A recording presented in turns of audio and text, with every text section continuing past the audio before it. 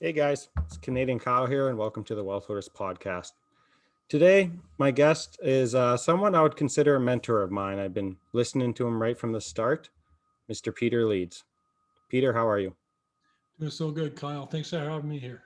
Thanks for joining me. I'm so happy to have you here. Where are you calling in from, anyway? Toronto. There you go, fellow Canadian. Yep. Represent. So, I want to tell you, Peter, as well as the listeners out there, how I came across you and your channel. And the best way to start is I started investing about 4 or 5 years ago, and the very first book I ever read was Penny Stocks for Dummies, the second This edition. guy. Peter Leeds was the author. So that was the first book I ever read when I got interested into the stock market. I read it, I loved it. I actually read it twice. And I liked it so much. I'm like, who's this Peter Leeds guy? So I Googled your name and I came across your newsletter and your website, and it was just full of information. And then I found your YouTube channel, and since then I haven't stopped watching your videos that you release. No joke, since that 4 or 5 years ago, probably 90 to 95% of your videos I watch. I love them all. Oh, And thank you. one of the best pieces of advice that I could share in this intro is you taught me buy the rumor, sell the fact. When I first started off, it was the cannabis boom in Canada, and that was getting really hot. And I invest in the cannabis industry. And you were kept repeating it.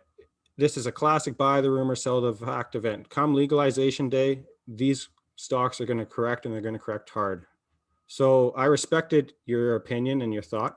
And I sold a month before legalization, and I was happy I did, took profits, and sure enough, they all corrected. And even when Bitcoin went to 20,000, you're like, classic buy the rumor, sell the fact event. So you taught me how to look at the macro and how to look at sentiment in these markets, on top of so many other things. But I just wanted to say thank you for that. You've saved me some headaches in the past for sure. Thank you so much. That sounds so cool, man. Because like you learned from me, and then you have your channel now, and you'll talk about things you learned from other people, like you said earlier, Rick Rule and all the guys. You can learn stuff from them, and then you pass it on to others, and you sort of. It's almost like it takes a town or a village to raise a child. All of us know certain aspects of things you put together. You get a big picture, and you have a better idea about where things are going. Yeah, especially in while investing. So, Peter, why don't you go ahead and share what your channel is about, what your newsletter and your website, what's it all about? Because I watched you, like I say, and I know it's not about the money. So why don't you go ahead and share what it's all about? PeterLeeds.com is about the website is about tools that are going to help you turn a small amount of money into a much more significant amount of money. Because if you go back way in the beginning, that's how I started. I'm a kid, 14 years old, and I say, okay, I'm making this money. I save up some money. What can I do to make it make something more? And I thought, why don't I put it in the stock market? And that's how I got started. And that's the way a lot of people get started. And I made so many mistakes. And so my doing things the wrong way was a good opportunity for me to show other people how not to do what I did wrong. Yeah, and do you yeah, you started really young, 14, which is crazy. You must I can't even imagine, because I started what, 18, 19. And you're full of you're all gung ho when you first start off, but then you learn real quick. I listened to one of your rare interviews. You said that what was it, first 2 weeks you lost your money? All my money in the first 2 weeks, and I was 14 years old, and it was actually for a kid, it was a lot of money. It was $3,600, I think. I worked and I saved up, and I'm like, I hate my job. I don't want to keep doing this. And it's sort of, if you think about it, that sort of extrapolates to anybody's situation. Like, people watching your channel here, people watch my channel, they want to know what to do. How do you go from all this craziness that's going on in the financial world right now?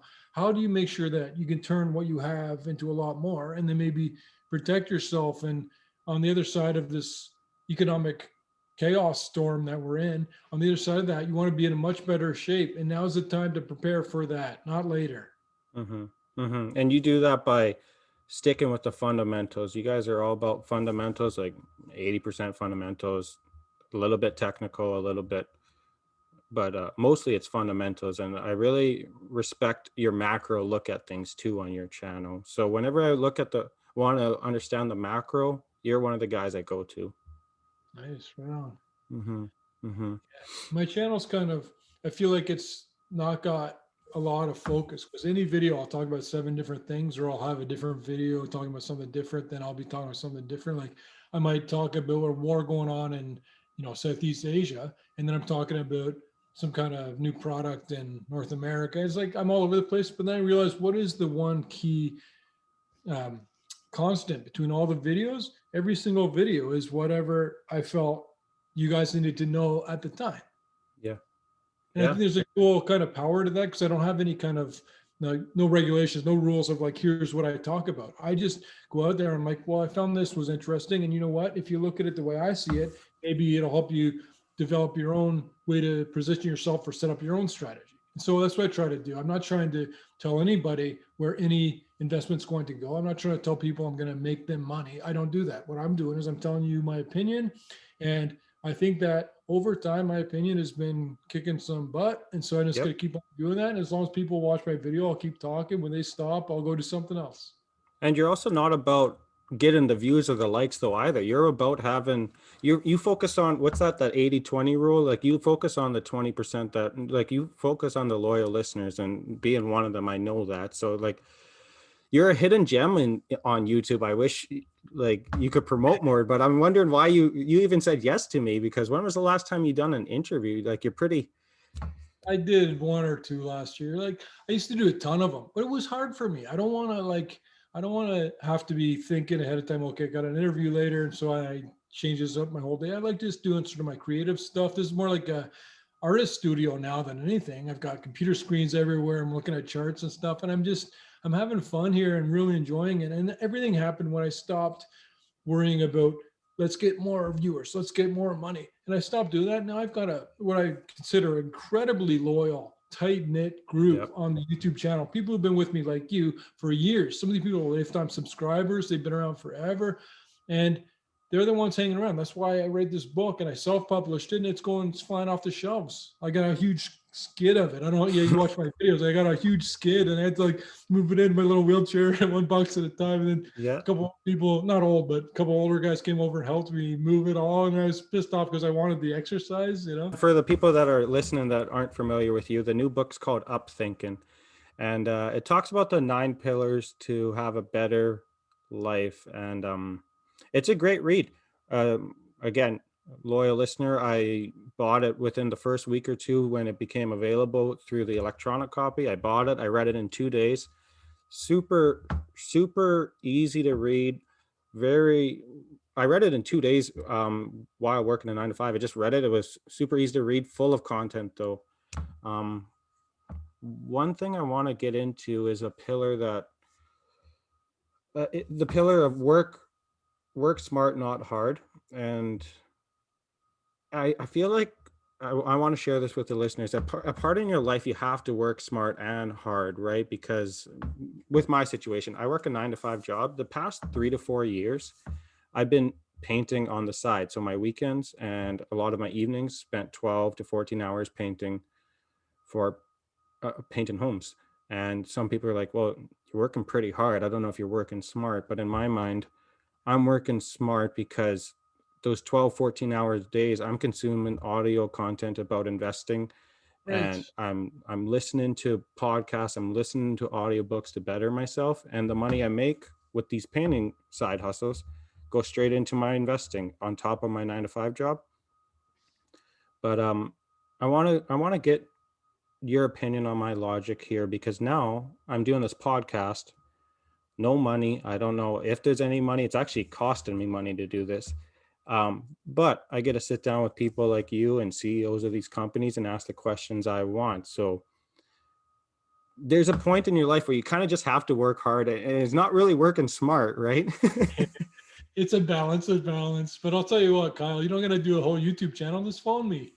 Yeah, fair enough.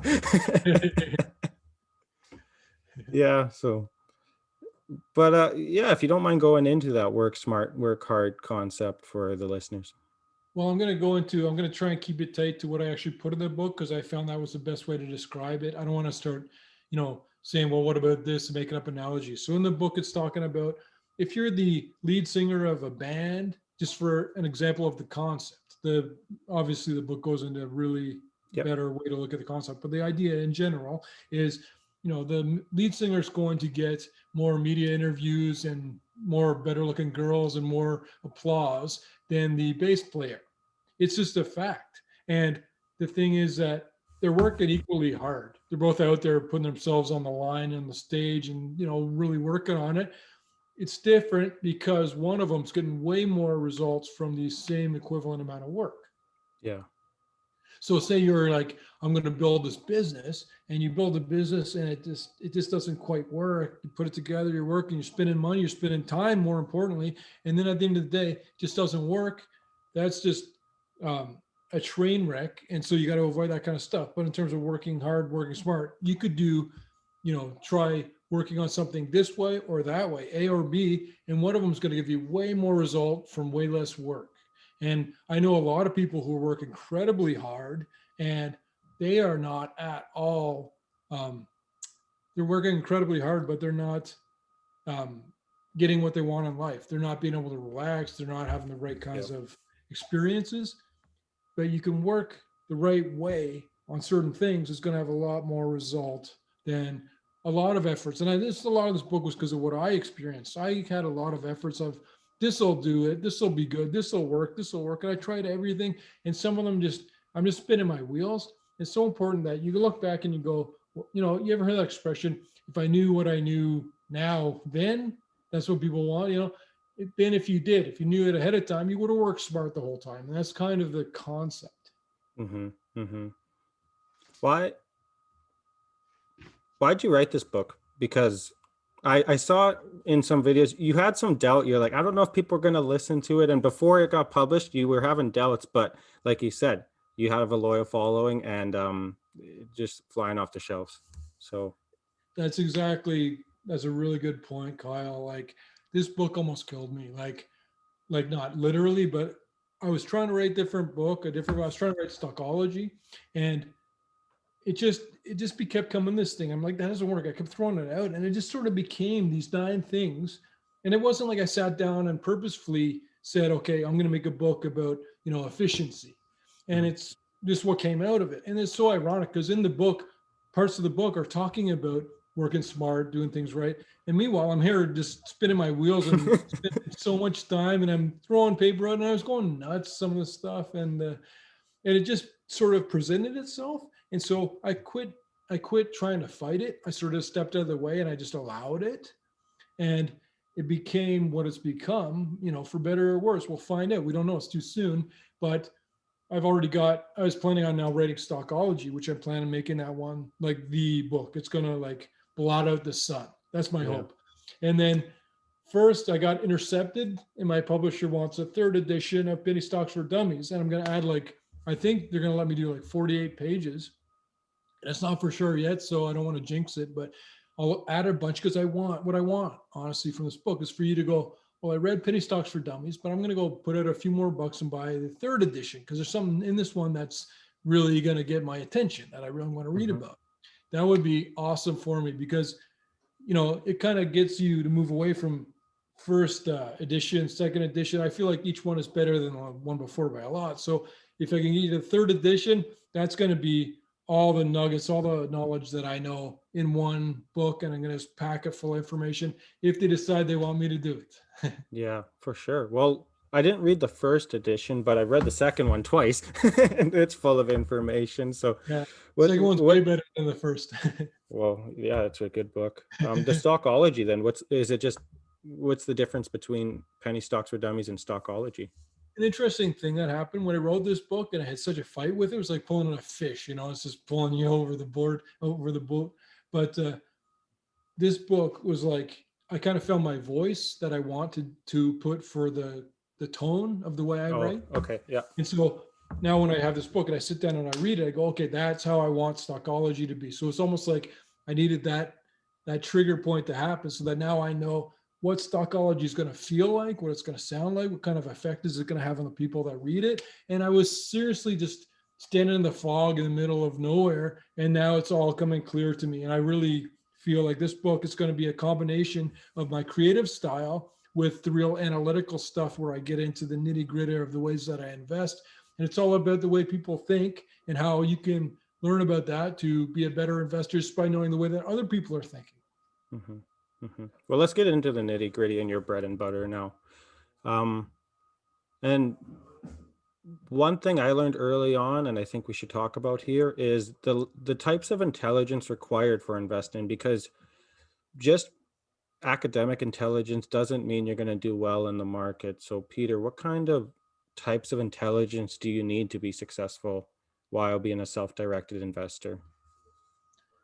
You got to have a lot of caution. I think that's the first step. It should always begin with avoiding risk before you think about anything else. You look at where are the risks and make sure you're not stepping on a landmine. Then you can take a breath and sort of, space yourself out and kind of get an idea of where you want to go with your investing. And so, I consider myself pretty stupid in a lot of ways. And in certain ways, I feel like I'm very smart. And so you lean into the good parts of your thought process. I feel like, you know, in anyone, if they put in extra work, they'll get better results. So you might be an incredibly brilliant, excellent investor, but your results will be tied to a degree by how much time you're going to sit down on the computer, do research, do analysis, and learn how to invest and like really do it. If you really put in the time and you really take your time to learn how to invest, and then you see what works and doesn't work over the years, you think you're doing great in biotech, and all of a sudden they're just like wiping you out. You okay, no more biotech, and you move over to some other kind of investment.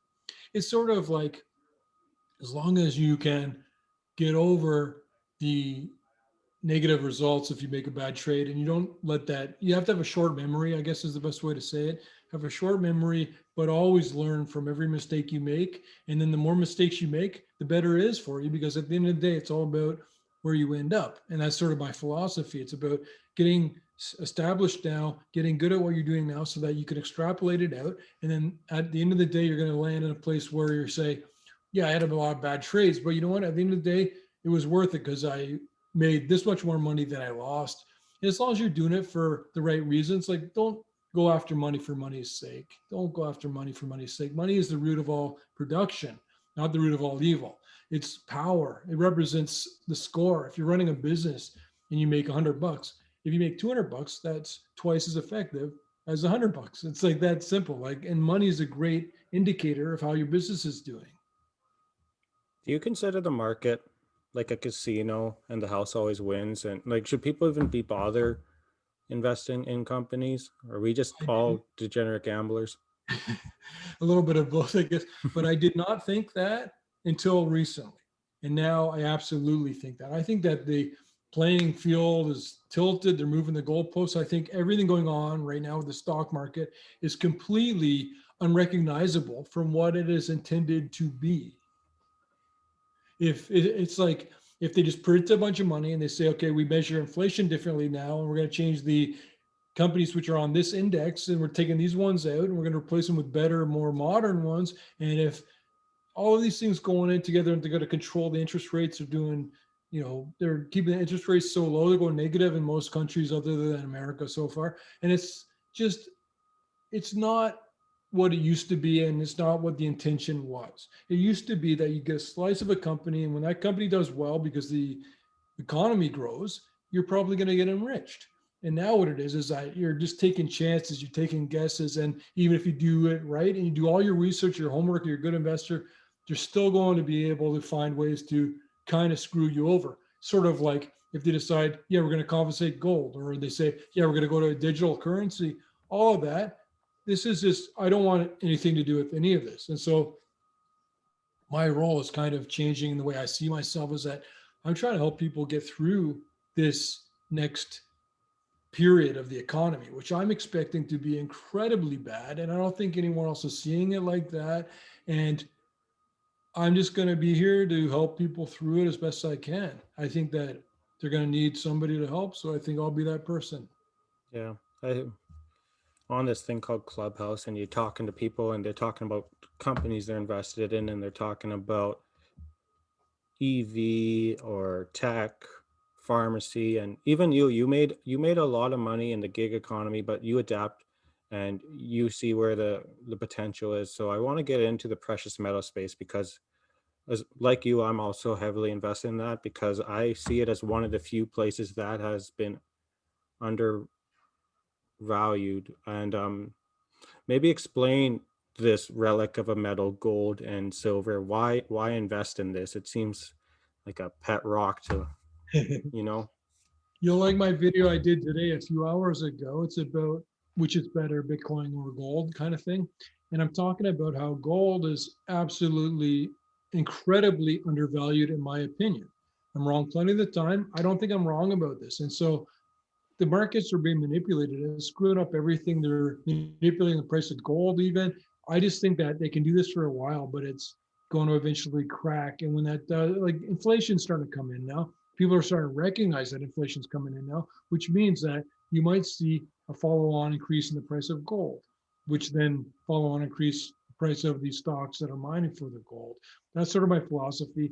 I think that both cryptocurrencies and gold are both going to do very well because of and during the deterioration of the American dollar. As they keep debasing the currency, things that are bought in American dollars will represent or need more dollars to buy the same thing. So gold goes up, Bitcoin goes up, and this money printing is making the stock market go up, it's making real estate go up. That'll be what it's doing right now, but that's not what it's going to be doing in the future.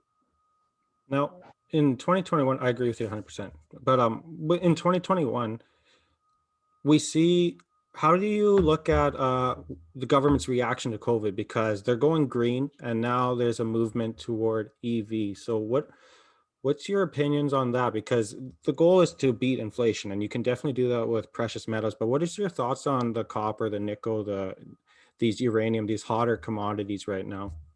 I wouldn't go near anything that you hear about like in the media or from other people in a chat room. I would avoid that because I always say that I'm on the front lines and people reach and say, "What do you think of this? What do you think of that?"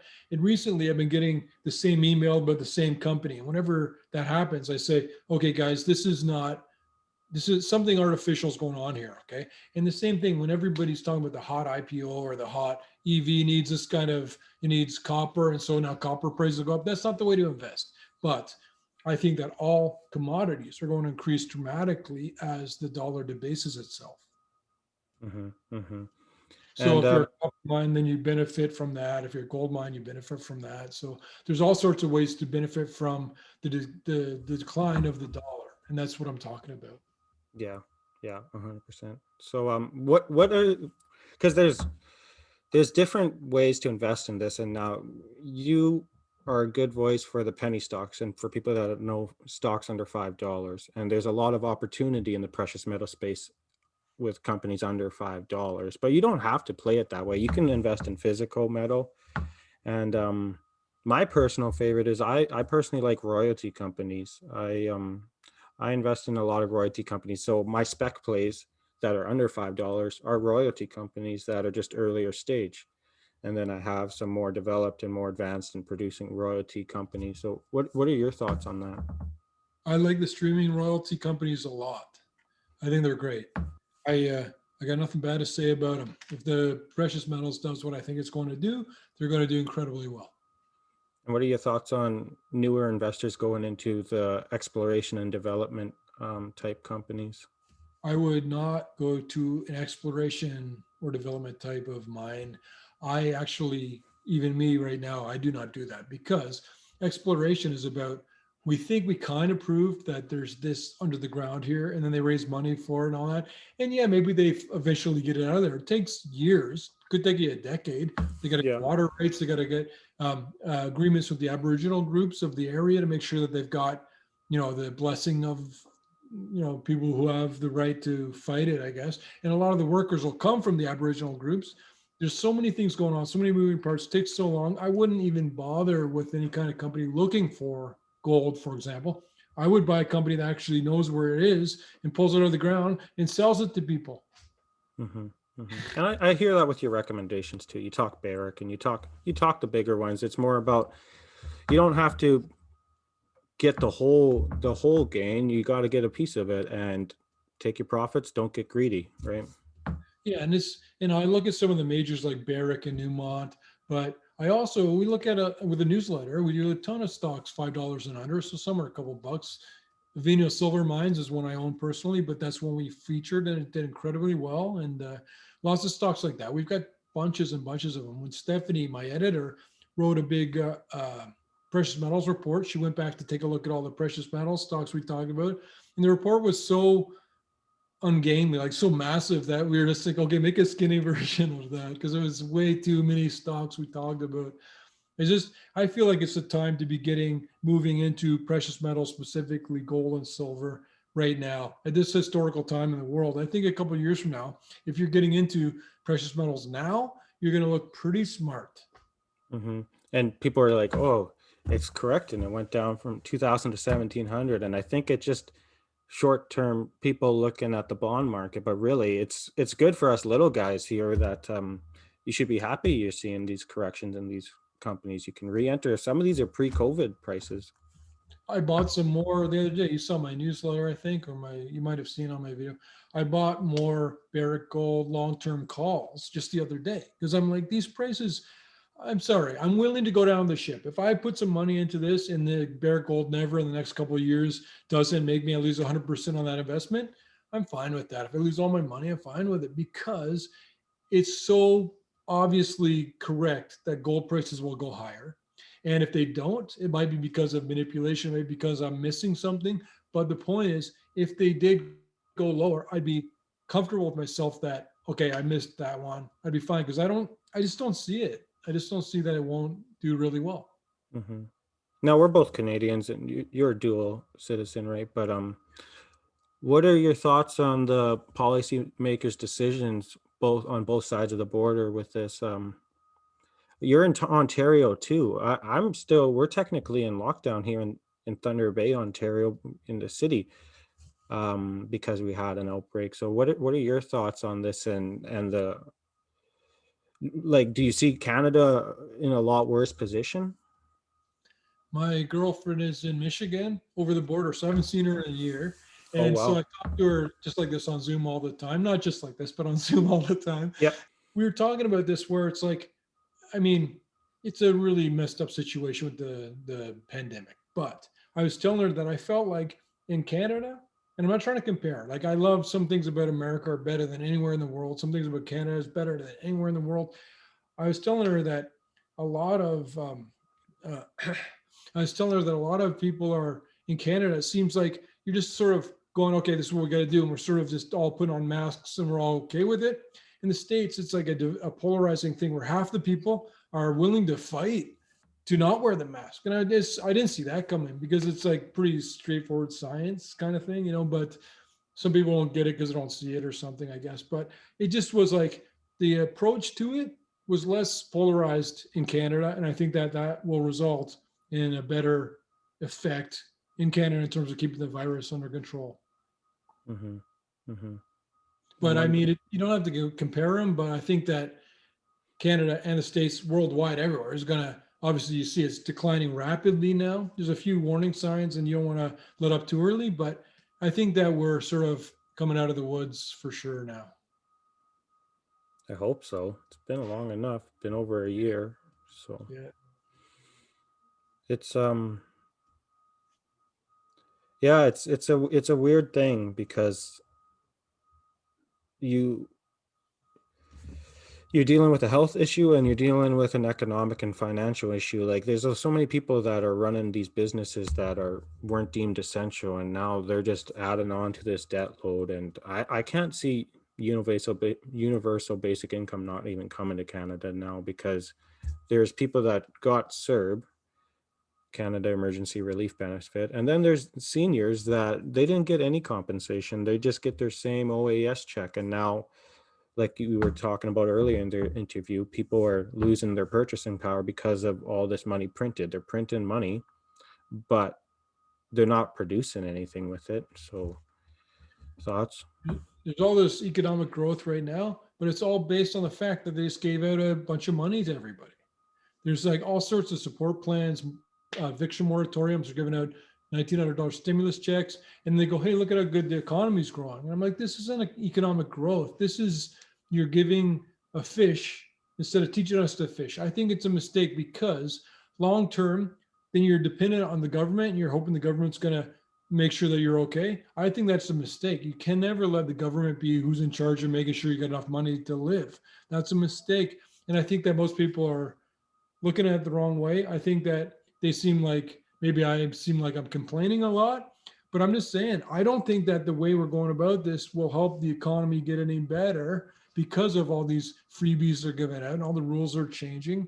I think that over time, long term, what's best is tough love. Just like if you have a teenager, you're like, I'm not going to give you money. You go and do the dishes. Hmm. And they'll become a better kid that way. But right now, they're just giving you money. And I'm like, that's a mistake, I believe. Well, yeah, and it's I can't I'm on the same boat as you with inflation because there's a difference between base money supply and broad money supply, and when the money gets into the hands of the people, that's where we're starting to see inflation, and I'm really worried about how much inflation we're going to actually experience once the floodgates open up and it goes back to normal. You want to see a preview? The stock market, real estate market, all of that is a preview of the kind of inflation you're going to get when you go to the grocery store in a few months from now. You get a combination of the drive-through at the fast food place. I got one of theirs like $12 or something. One is like combo number or whatever, like just one combo with some fries, and it's like I was like that can't be right because when I was a kid I'd go to Taco Bell and I get about 14 pounds of food for about $1. So that must be inflation, right? Yeah, here in Thunder Bay, small little city, houses are going 30,000 over asking. It's insane. Um, I I don't want anything to do with it right now. I think that there's way more overreach right now than we've seen in our entire lives, and I don't think that there will ever be a bigger collapse of an economy in our lives that we're going to see in the next few years. And this is again my opinion, and I'm wrong 100% of the time. And do not listen to me. right. Always wrong, Peter. Always, man, always. So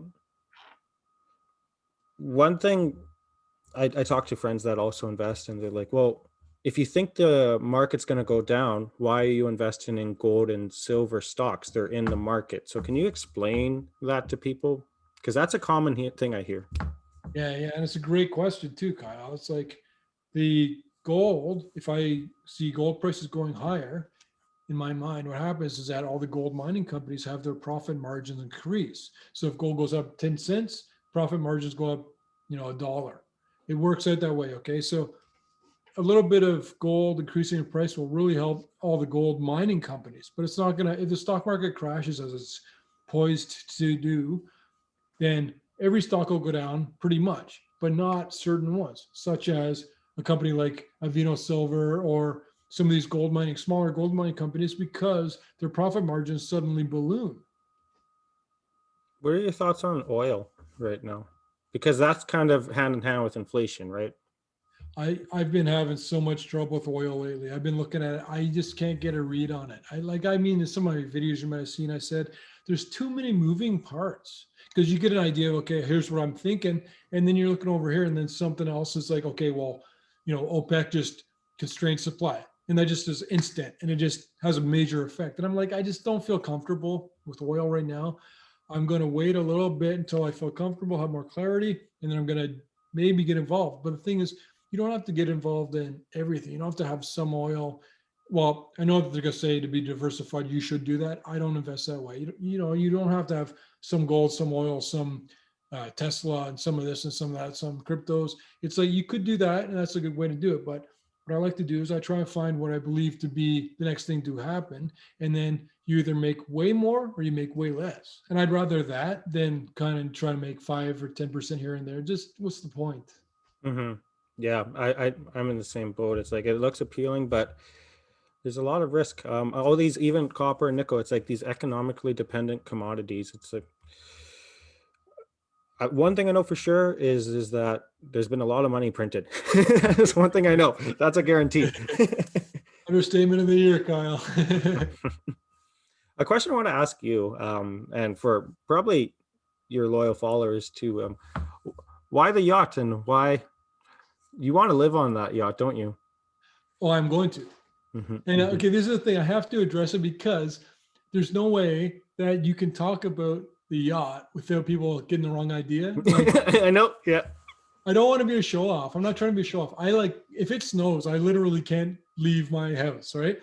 So I'm going to live on a big yacht, put my company on it, and just go around the world. And it's the best business idea ever in the history of the world because you can come visit me in my house, we hang out, or maybe if you live in Australia or you live in Norway, I'm going to come to you. People are like, there's always the investment conference. My investment conference comes to your doorstep and you just get on the boat and hang out. It's going to be such a good idea. It's going to pay for the boat. It's going to cover the costs. It's going to pay for everything.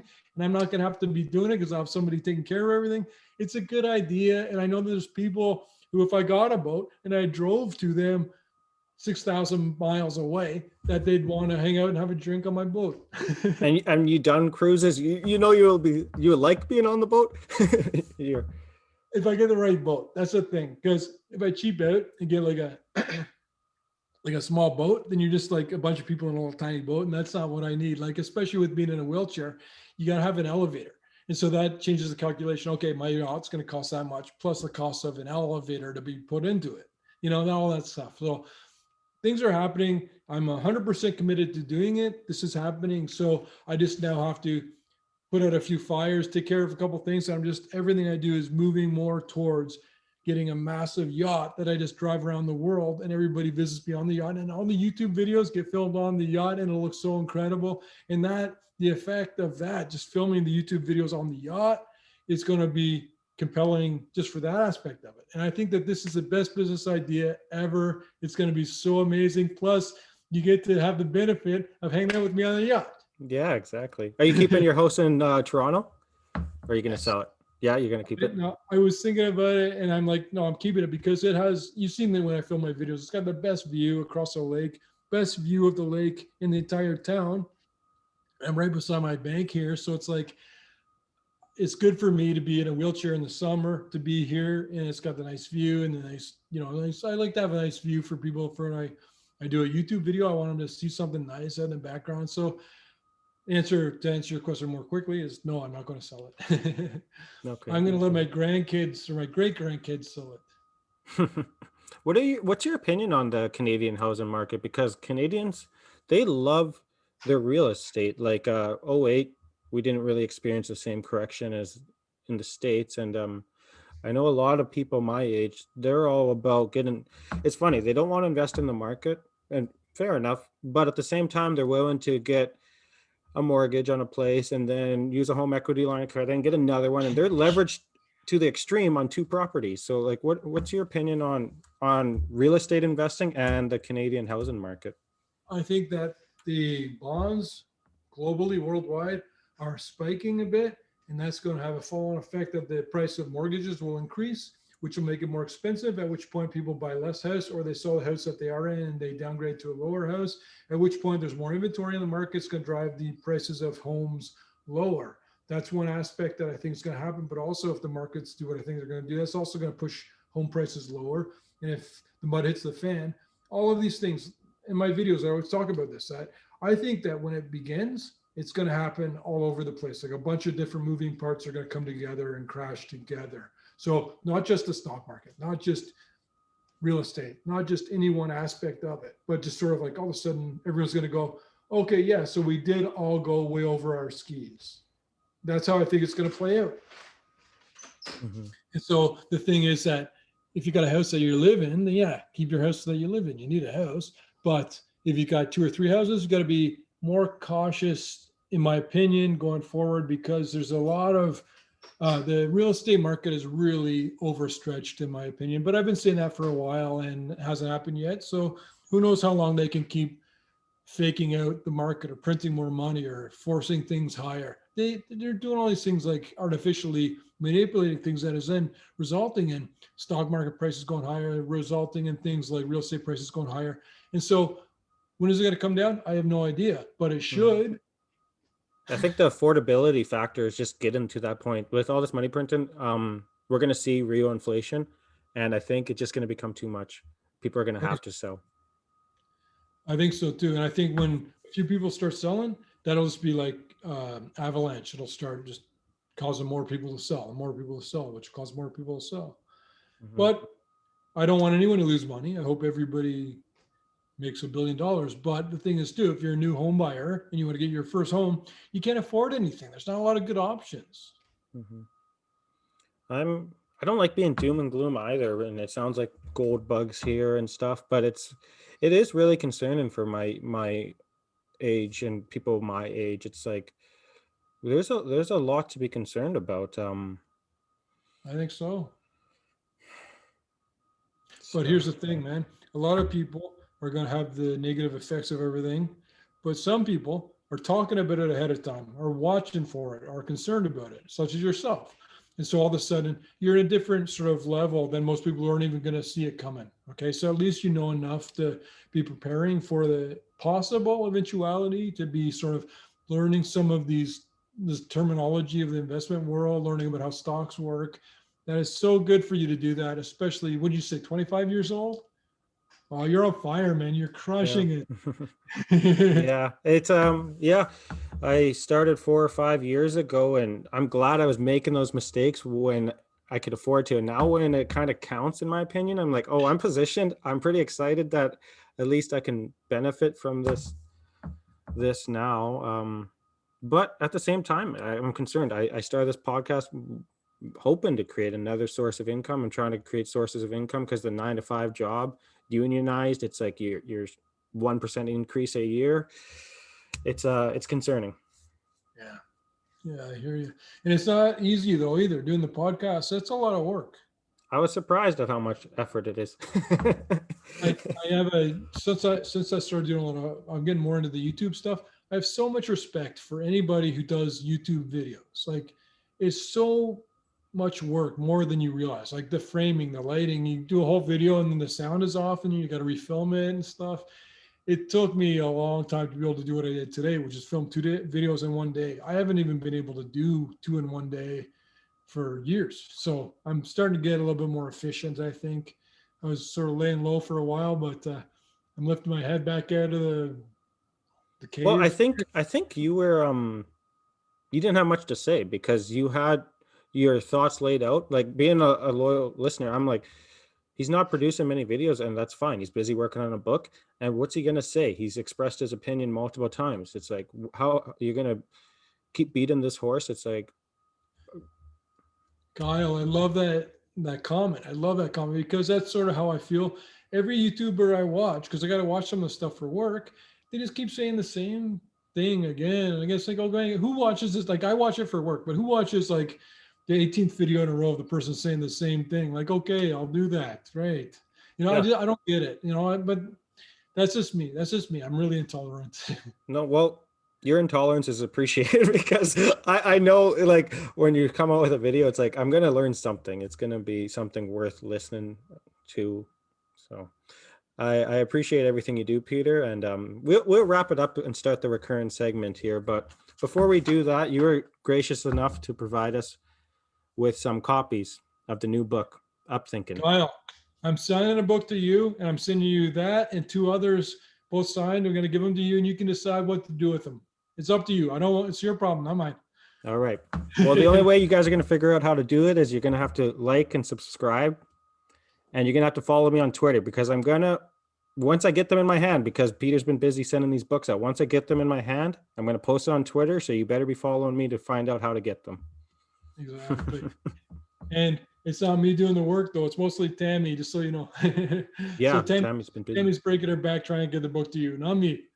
Yeah, no, I believe that. Tammy's also helped arrange this meeting. So again, I've heard Tammy's name flying around a lot. I respect everything you, Tammy, the whole team does. You know what it takes to work with me for 13 years? She's worked with me for 13 years, puts up with me. Like I need Tammy to be here, take care of me. I got good people who are helping me a lot. My dad comes over and helps me get food and stuff. And it's just, I got a lot of people helping me take care, a lot of people taking care of me. And that's a really cool feeling. It's nice. And I don't want anyone to ever help me do anything ever. But in terms of work, Tammy's the one to make sure that everything, she's the oil in the engine. Mm-hmm. Mm-hmm. For sure. All right. So, guys, like, subscribe, follow me on Twitter. I'll leave my Twitter handle in the YouTube comments and on my podcast details.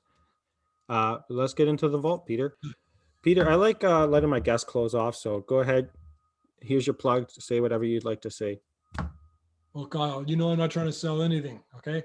I'm just gonna say that you, young man, are awesome to be doing the Wealth Holder podcast. And I don't know what your plans are longer term with it or what, but it's so good that you're getting involved with stuff and you're having the conversations. You're talking to Rick Rule. You're Yeah. talking to some of these guys that like there's so much knowledge they have. And that's the thing that people forget about. You know, you just go through life, you go through life, and everybody used to care about their elders. Mm-hmm. And like, no one cares about their elders anymore. Everyone's just like, you know, and that's why, like, yeah, coronavirus. And it's like, oh, it's just old people. Don't worry. It's like elderly people are the best, you know? So we're trying to, yeah, I don't know. Like, it's not a great send off, but I think it's just good that you're learning all this stuff now. Just keep on doing it, and that's going to help you and everybody your age. It's the best time in your life to be doing this. And what an opportunity with YouTube. You go right down, learn anything you want in 2 seconds by a couple mouse clicks. You go, you know, how does inflation affect gold? Click return and just watch a video.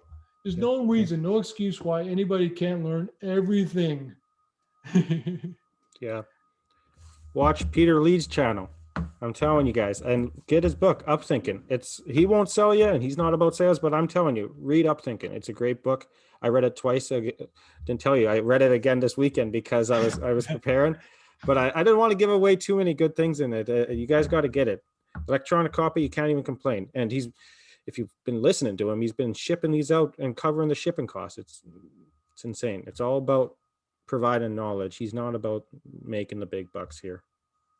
I'll tell you what, though, the shipping costs, I didn't expect them to be as high as they were. I'll tell you just in my you know, my defense, I guess they're coming at like $50 for Yeah. like the one to go to the United Kingdom. It's like what? So we still got like a lot more to go too. Tammy's coming in a couple days a week extra. But we'll get through them, and I'll start writing my new book. Yeah, I'll be reading that one too for sure. Well, thanks, Peter, for taking the time to talk to me.